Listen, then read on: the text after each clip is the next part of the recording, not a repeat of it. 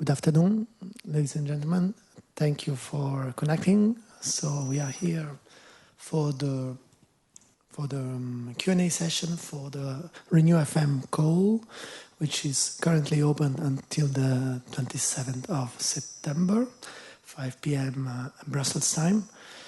And today we are going to have an hour session with a question and answer. We will be using Slido. You should have the link to the Slido session when you register to the event, and also should see now the currently already posted question.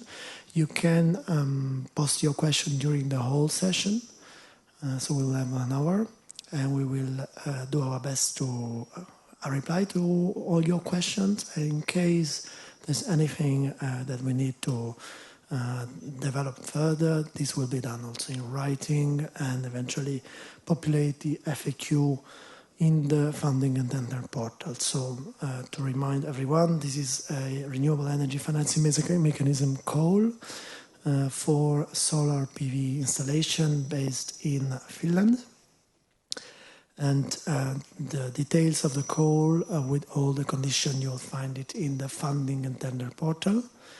And this is, so everything is available with respective templates and call documents for download already. And if you haven't started using the portal, we can only encourage to do so, especially if you are new to the EU funding and tender portal, so you can get familiar with the application and the submission process. So that is the main element I wanted to share with you. Today we are connected from Brussels. To my left side, Beatrice Coda, our head of unit. And Paul Grandot is also from the unit B4 in CINEA. And I'm Gianluca Ferreri, head of a sector for the renewable energy sector in the unit. And from Finland, we have Auti Vilen, but there is potentially a project problem with the audio, so we are just checking out. So Auti, if you can hear on the other side, Auti Vilen is from the ministry managing, also helping us with the call. So in case you will have any specific question on the local aspects, so like for example permitting and an aspect linked to the legislation in Finland, she also is there to help us during this question and answer session.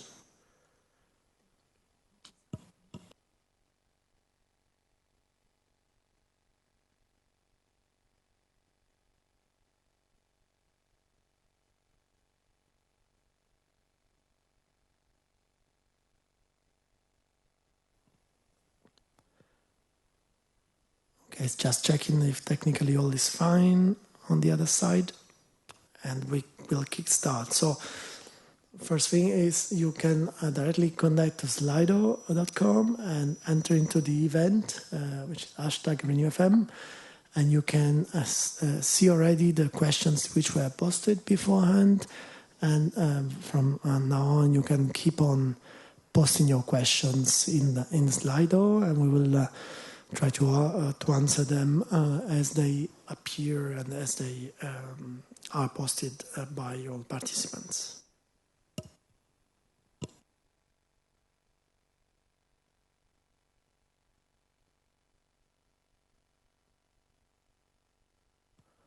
All right, so we start with the first question.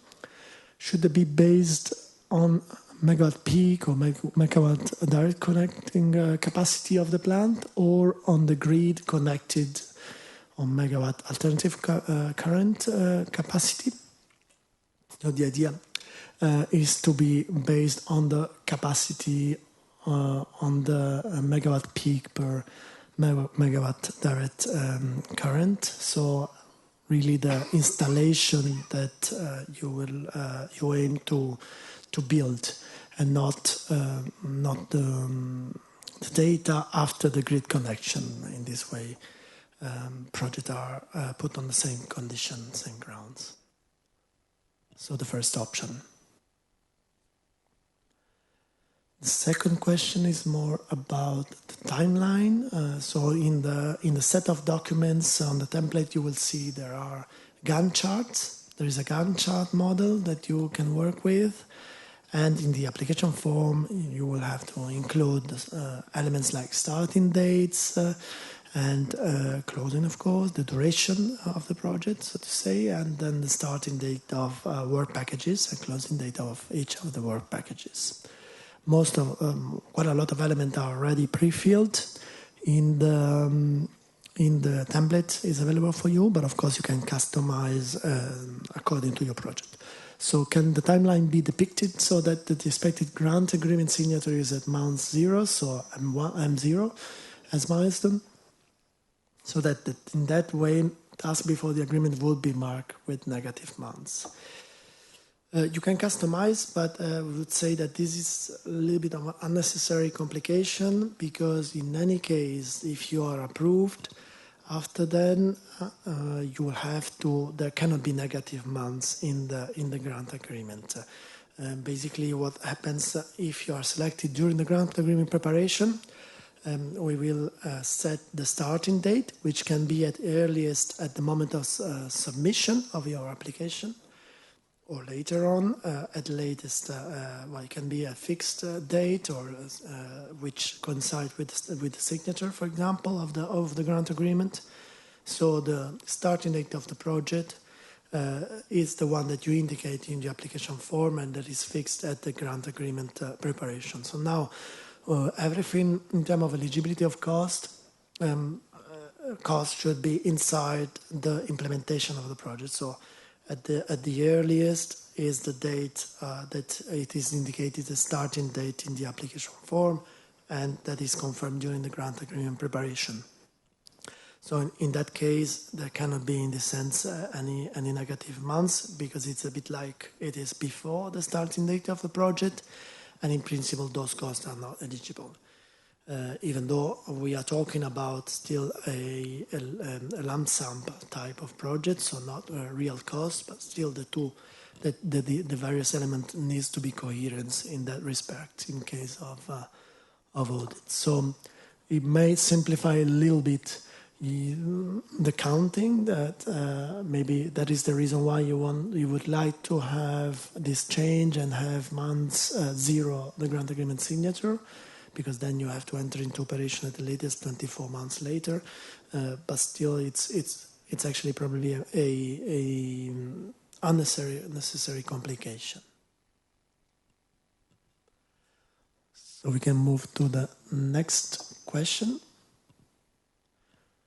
So the next one is about the budget. In the templates you have an Excel spreadsheet where you have to indicate the budget requested, and that is really simple, because you need to indicate the capacity you want to build in terms of solar installation, and your price offer per kilowatt, and then the total budget is automatically calculated.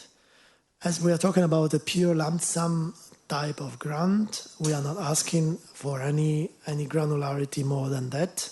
So in terms of budget details, we are not asking for, you should not include the details for budget allocated for staff members, any staff members. Maybe the question is linked to the fact that there is a section in the application form about the staff. There it's more to understand what is the composition, what is the experience behind, and in order to assess the operational capacity of the applicant in that case. So it is not really to fix fix what is the cost you may allocate in terms of staff to this or that function. If you have this information, you can include it, but it's not really relevant for the evaluation of this type of column.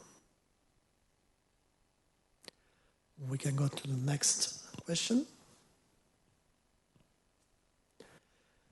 So the question here is more about the overall project. Now we know that in renewable energy installation, you often have an entity that builds up the project, and in case the project goes through, for example, in case of auctions or grants, you may change the entity that will take care of the implementation.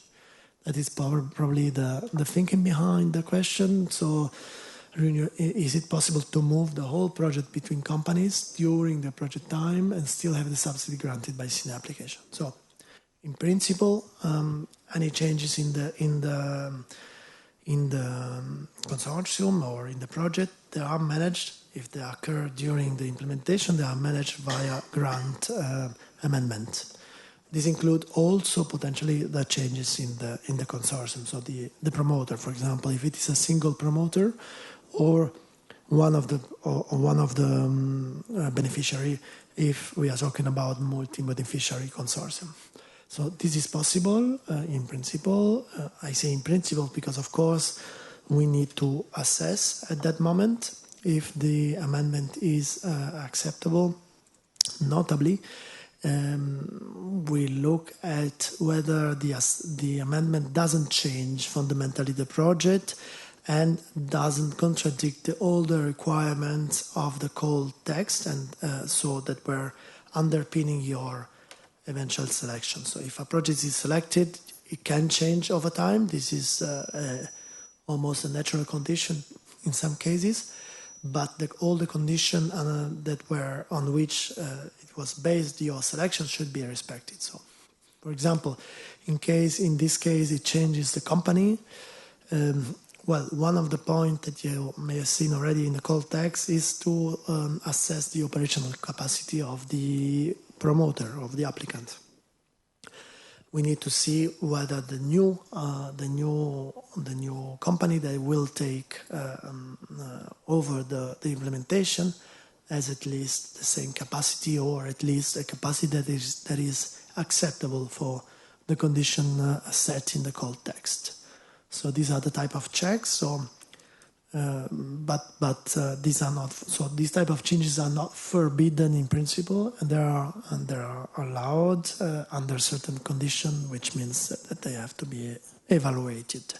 This can eventually even happen in some cases before that. So during the grant preparation, so the grant agreement preparation, so the phase between the selection and the signature of the grant agreement. So also there we have to deal with, and that's an option. So, but it's still all the condition of the call and the condition on which your project was approved should be guaranteed and ensured via the change, and therefore the project is not jeopardized in a way. So it can continue, can be implemented, can deliver the energy foreseen, and so on and so forth.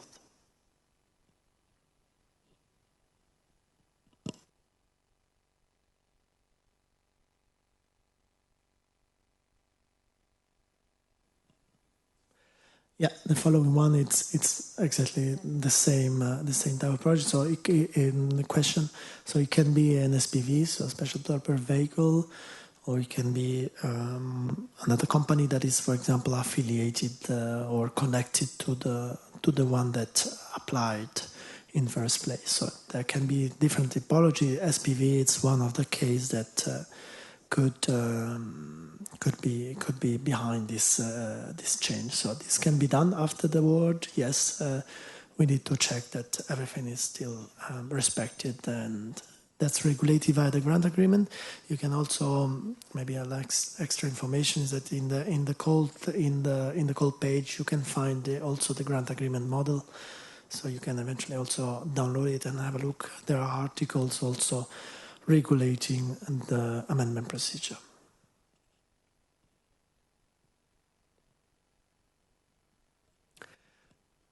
Okay, that's a million-dollar question.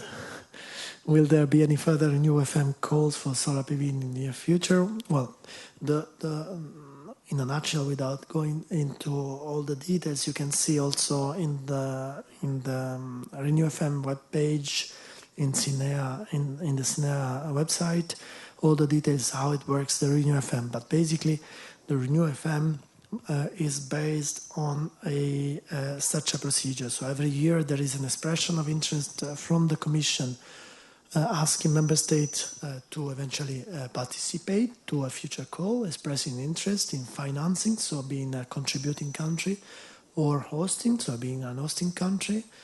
And following each expression of interest, there is or not, I mean, depends whether this expression of interest is successful, there is a call that is launched.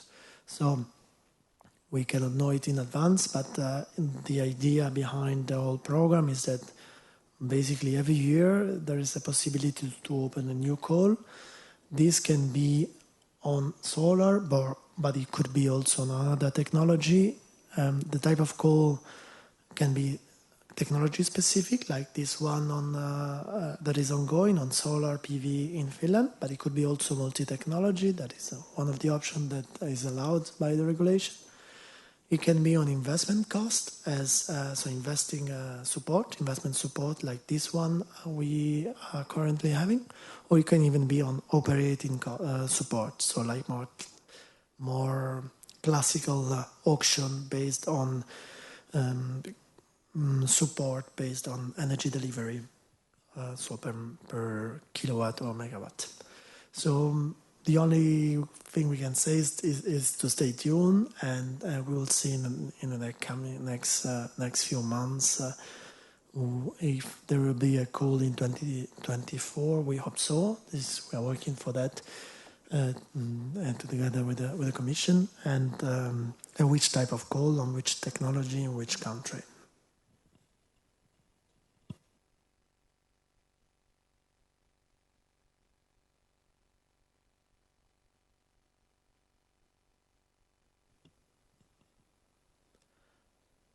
So far the questions which were posted, but don't hesitate, we'll stay here in principle until past if there are questions, so we just wait for your question.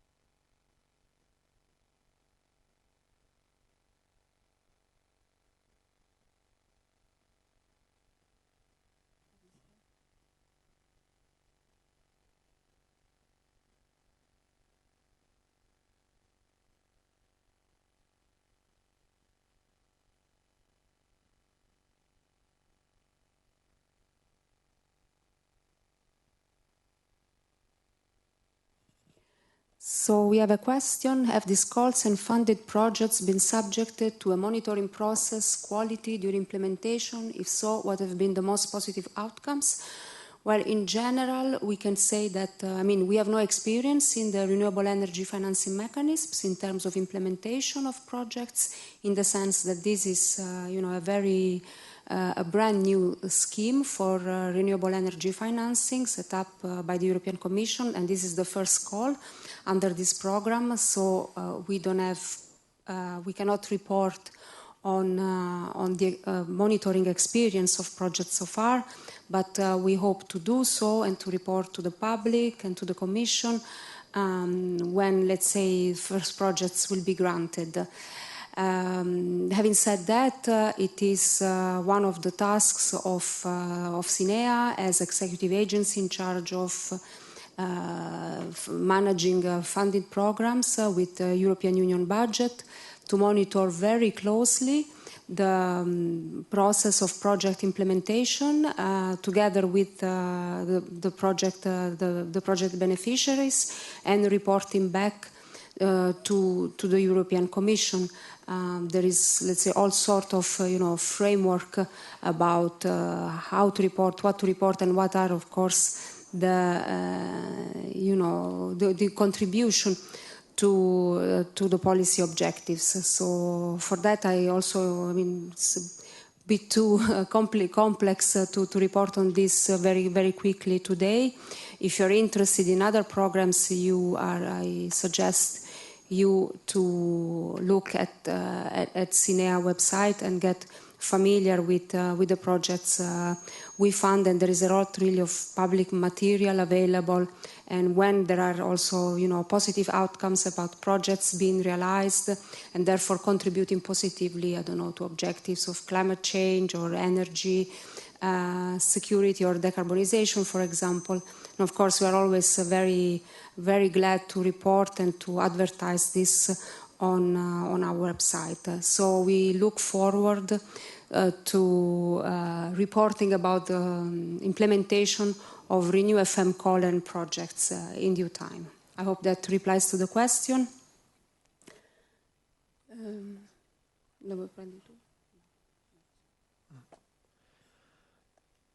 Thank you, Beatrice. So there's another question now on this time on the 25% deforestation. So this is one of the conditions at project level. And so can the 25% deforestation limit be compensated with reforestation of project elsewhere? So this is a condition set when the call was set up. It's more a member state condition. So I'm also talking, and also the control of Auti is also can complement if you wish, Auti. But we do have an FAQ on the deforestation, where we do say that we will consider a linkage between deforestation and the project implementation for any deforestation happening on the opening of the call onwards. So the opening of the call was in April. And the definition of deforestation we are using, there is a reference in the FAQ, is the definition of the Food and Agriculture Organization of the United Nations, so the FAO, and applies the following definition. A forest is land with tree crown cover or equivalent stocking level of more than 10% of an area or more than 0.5 hectares. The tree should be able to reach a minimum height of 5 meters and maturity in size. So it's a bit technical, but it's to really clarify what do we mean by forest. The 25% should not be compensated by a reforestation project. It is really the maximum allowed in the project itself of area that can be interested by the deforestation. But I don't know if you're from Helsinki out, you want to complement there, or you are fine with the answer? Yeah, Auti, please.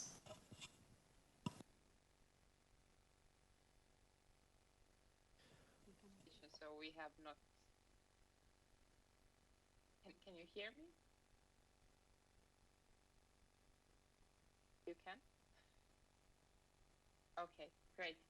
So not that much to complement, but I agree with this interpretation. We have not defined that there could be any compensation mechanisms used, so that 25% concern that exact site and must be applied there. Okay, many thanks, Auti. Sorry for this little lag, but we heard, so you confirm the interpretation there.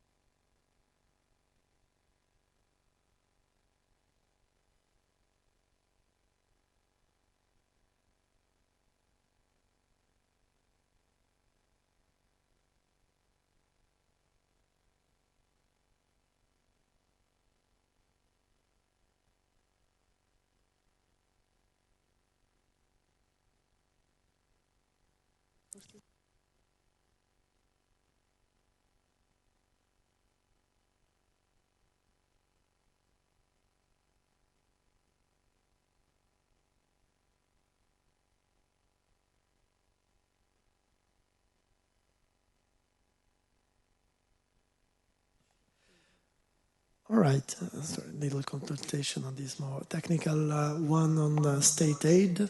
The question is whether the support for RENEWFM accumulate with state aid rule can be accumulated with state aid rule. If it is possible, what are the rules? So the first reply is simple on the first part. Yes, it is possible. So the regulation, the delegated regulation for the implementing regulation for the RENEWFM is allows for it. So it can be you can have a combination of funding if you like. Now, what are the rules? This is defined on the other side. So if you have a national fund, for example, that is subject to state aid, you have to see on the national side what are the rules in state aid are managed at a member state level and then in connection with the Commission DG Competition there. So for every fund there might be a specific rule in terms of aid notification, or whether, for example, the specific fund you are referring to is part of block consumption regulation. So it really depends what are the rules on the other side. But on our side, you can mix, and as long as the rules on state aid are respected on the other side.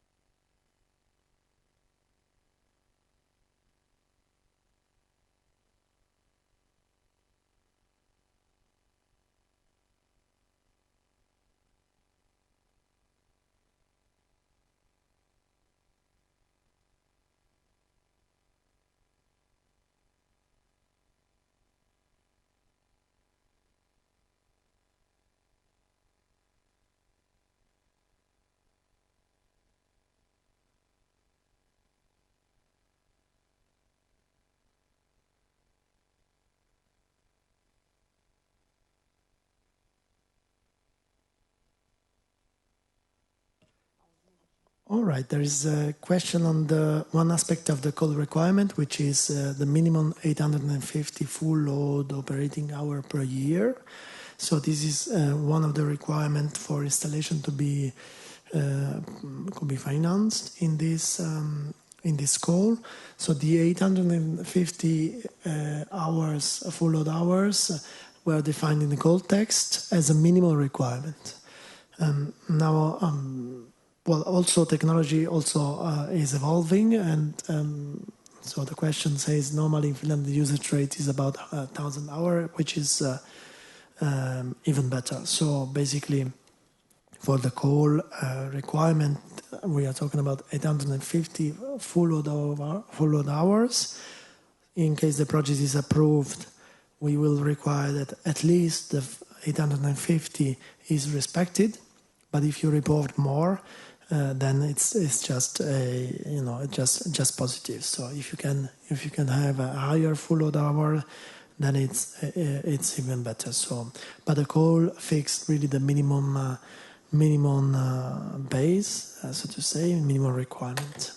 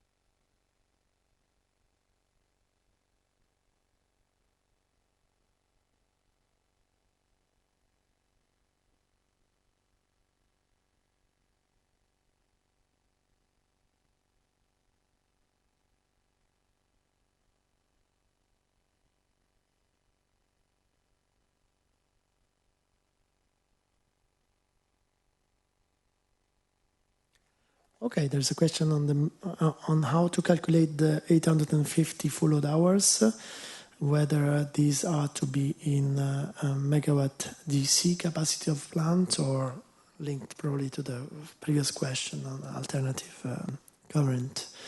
You will see in the requirements on the reporting that what we ask for effective production of energy and delivery it's an official document from the grid operator, being a DSO or a TSO, most probably a DSO in most of the cases, and we will accept the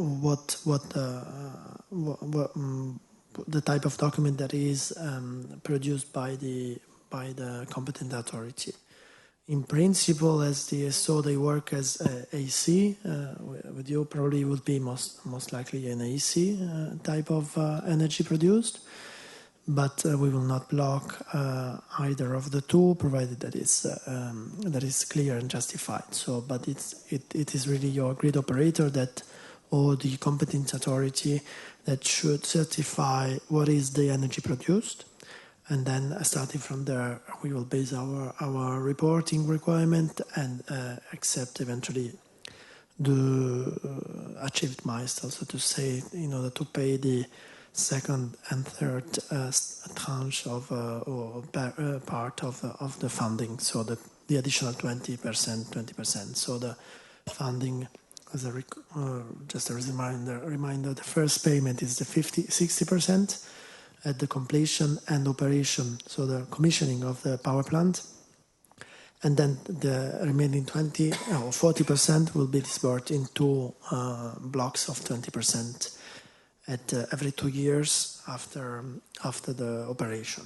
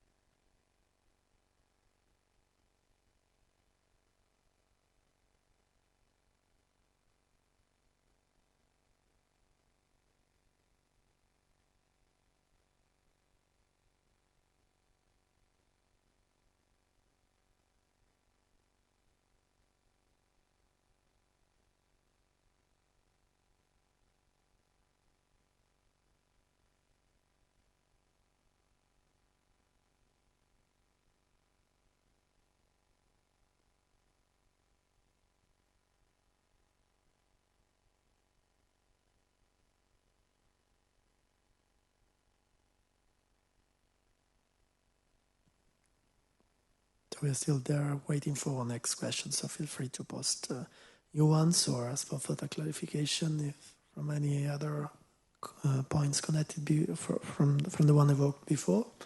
Still have about 20 minutes.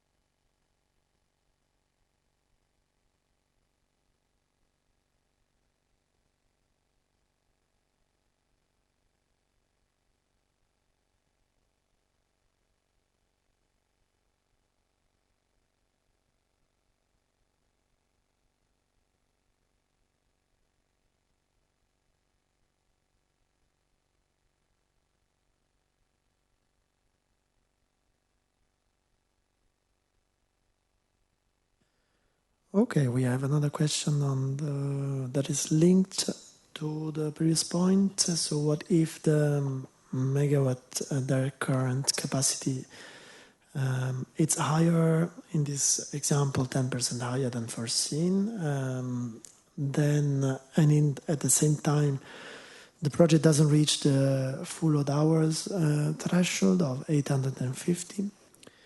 I guess the point is, do the two elements, or can it be the first element considered to compensate the lack of reaching the threshold? But correct me if that's not what you meant. In any case, on this we are talking about reporting. So when the project is approved, the philosophy behind the 850 threshold full load hour is to guarantee that there is a minimum performance, so to say, or minimum quantity of energy that is produced, that is proportional, of course, to the size of the project, of the installed capacity. So I guess that in the reporting moment, this is the final end. So if there are factors that should be taken into account to see if they compensate or even overcompensate eventually this point on the full load hours, this will be analyzed, and then we have to see case by case.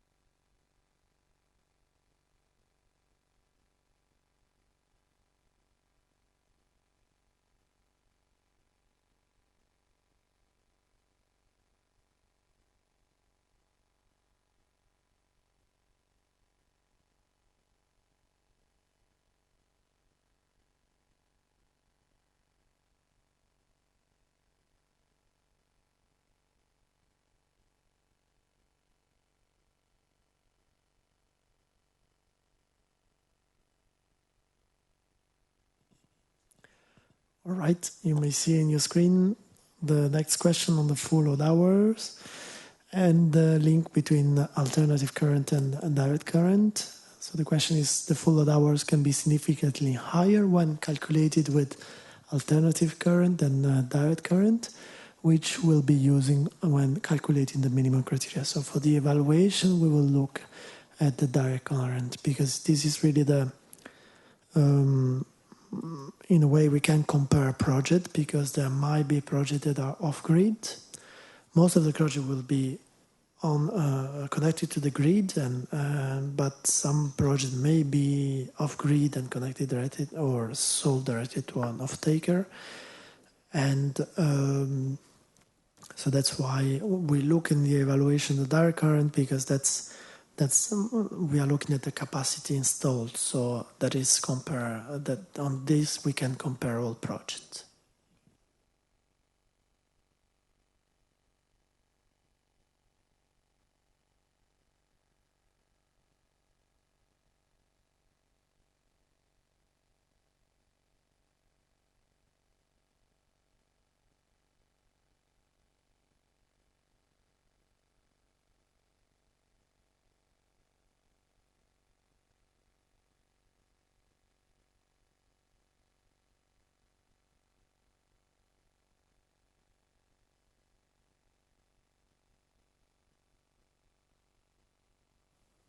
So yes, the co-financing declaration is to prove or to show is co-financing your project. So in case there's a question there on that, does the support letter of the financing bank cover the co-financing declaration? Sure. You can include information about if there is a bank co-financing. You can include this information in the co-financing declaration. I don't know if the question is about the format but in any case, the idea is that we should have information on who is co-financing. So in case your co-financer is a bank, we encourage you to give the bank also the co-financing declaration and have it signed by them as well. So that is used the official template. And that it depends. If it's only them, it will be the bank, but it can be several actors. It can be also your own resources partly. So in this case, it will be also the promoters or the applicant to sign the co-financing declaration.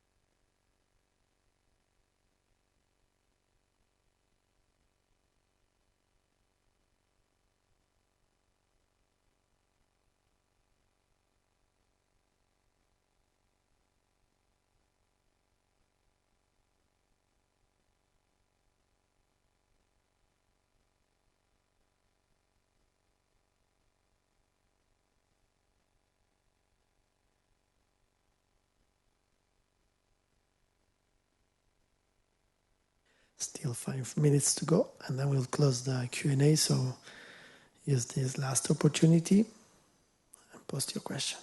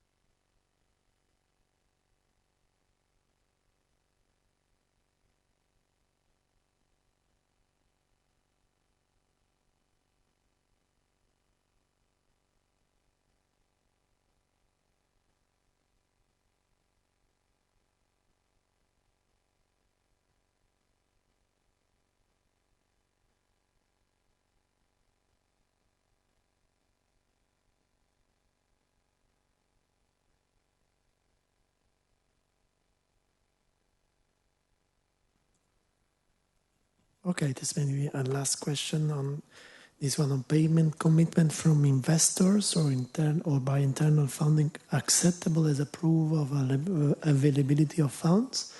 So this is one of the type of information that we naturally may find to complete your business plan and show your the financial solidity behind the project.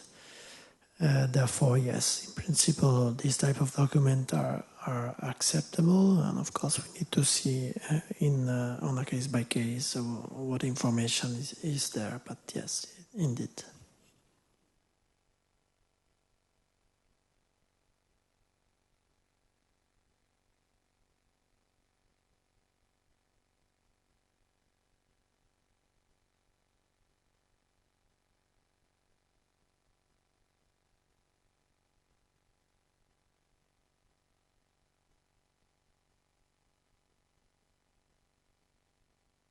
Yes, so the last question, if you can see it will appear, but it's about the material of this session. So the questions completing the Q&A that is already available in the FAQ, already available in the founding will be published following this Q&A session. So anything that is not yet covered, we will upload new FAQ with the answer provided during this session. So yes, you will find it in the FAQ of the finding and that portal.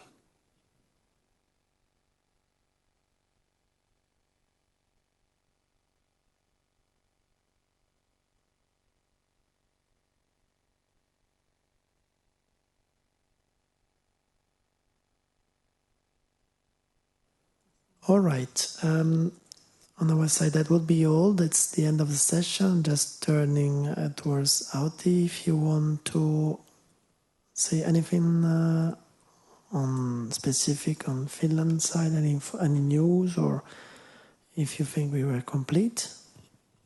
I see.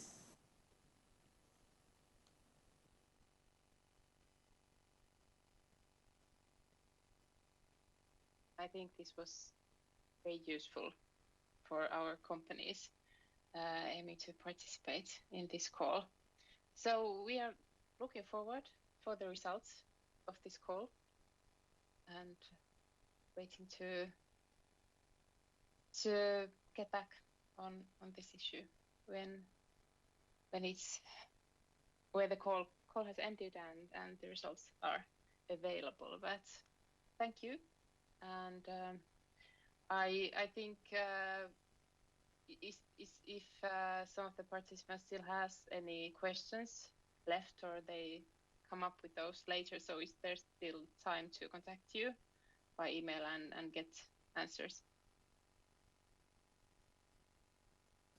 Thank you, Auti. Yes, absolutely. So that gives us the opportunity to recall that we have a functional mailbox on CINEA-RENEWFM, so you can use it. You find it also in the call text, the link. So please feel free to get in touch with us. And if you have any technical issues with the funding and tender portal, there is also a specific IT related functional mailbox, so we are there to help you. And if there are questions that we receive it via the functional mailbox that may be of interest or for the whole set of applicants, we always update regularly the FAQ.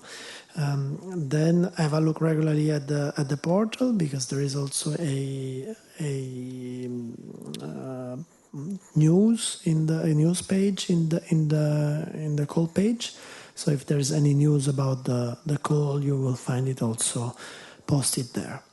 Otherwise, we are looking forward to see your all high quality application and ready to kick off with this new instrument, with this first call in Finland. Many thanks for connecting, and stay in touch, and good luck with your application.